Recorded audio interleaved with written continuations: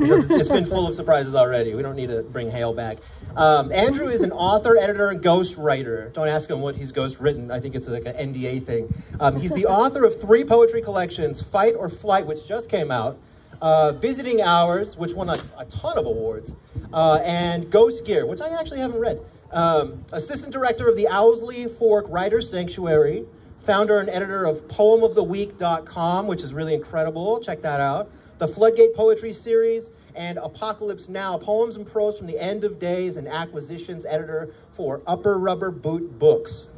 Try and say that 5 times fast. You can connect with him at andrewmk.com or on social media, where I was just saying earlier that if you've ever seen anybody in love, check out Andrew's social media account, because it's I think, as you said, there's enough negativity in the world, and this is really not that at all. But without further ado, Andrew.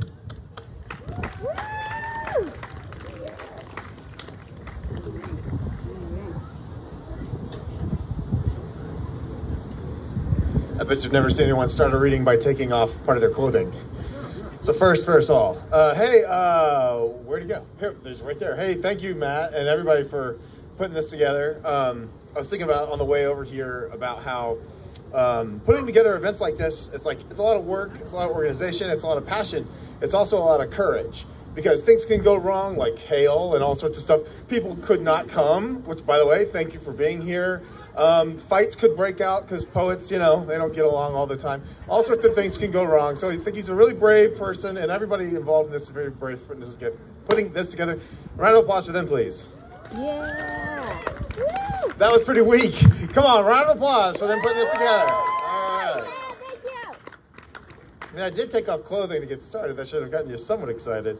Apparently I was wrong about that. So my Facebook page is not, it's not all about how much I love myself. It's about how much I love my wife. I'm like, man, it kind of sounds like how much I love my wife. And this whole book is essentially about how much I love my wife. So long story short, in 2016, my entire life fell apart. Who's ever had that happen to them? In 2016, your life fell apart specifically? No.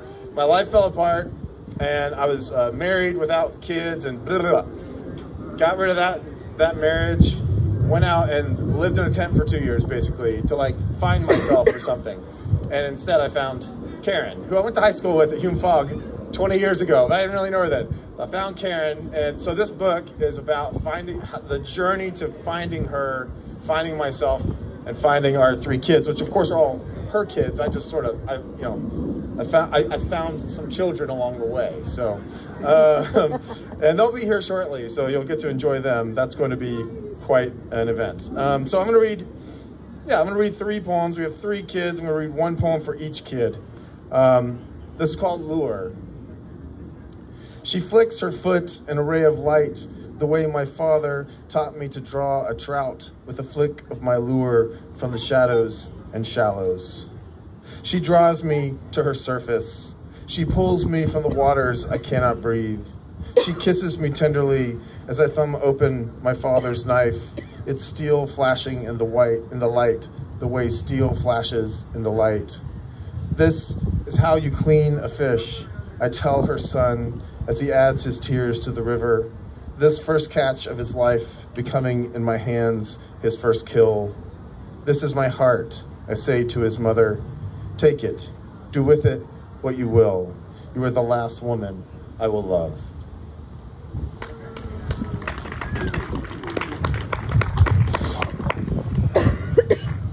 What is poetry but to, woo your woman, right? Or your man, or whatever you're wooing. It's to woo something. Woo your corgi, whatever you got to do.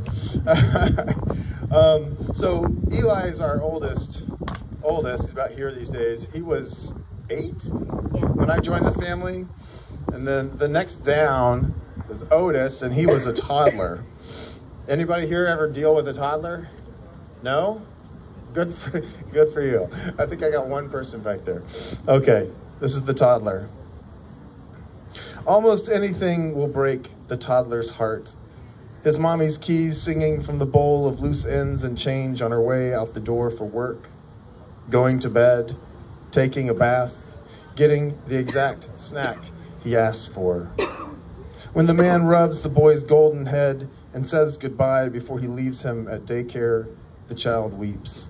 And the man must pick him up next to his wooden cubby, and he must hold the toddler boy beneath the colorful watercolors, and he must pat his back with his hand. He must kiss his golden Indy head with his lips, and must say, in this order, "Don't worry, little one, don't worry, I'll be back. Daddy's always come right back."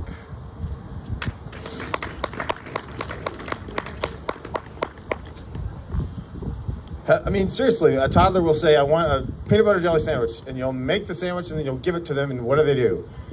They'll cry. Like, literally, like, it makes no sense at all. But